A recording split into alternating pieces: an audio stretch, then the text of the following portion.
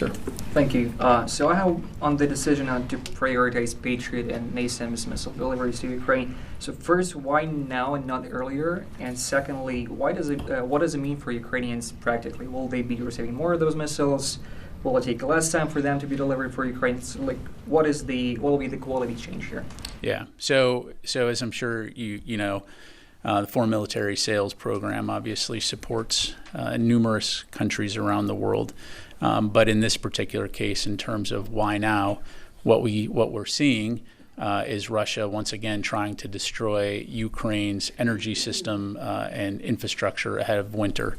And so they urgently need additional air defense capabilities, which is, again, a topic you heard Secretary Austin talk about last week.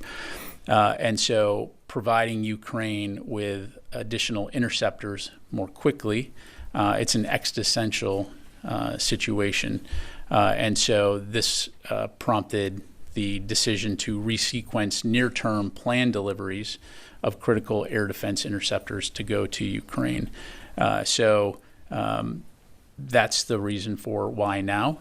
And practically what that means is that it will increase their inventories more quickly to enable them to continue to defend that critical infrastructure and the civilian population as we go into the winter here.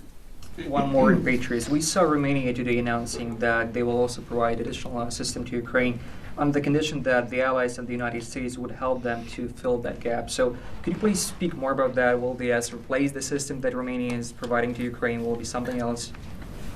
Yeah, so I won't speak for Ukraine other than to say, again, as Secretary Austin highlighted last week in Brussels, and oh, by the way, has been talking about now for a long time, is air defense continues to be a priority. And so the Ukraine Defense Contact Group, over 50 allies and partners have coming together to find ways to provide capabilities to Ukraine when it comes to air defense.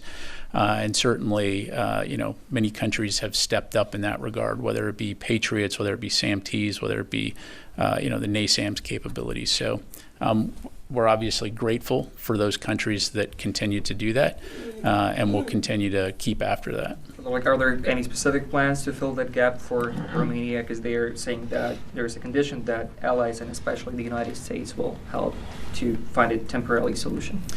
Yeah, well, look, again, without getting into specific details, as both bilaterally and as NATO allies, we work with all of our partners to take into account what their defense needs are, and we're going to do everything we can to support those. In the case of this resequencing here again, all the affected countries were notified, and again, we're working with them to make sure, as I highlighted to Tony, that industry can work to get those requirements filled. So across the board, we're going to do what good allies do.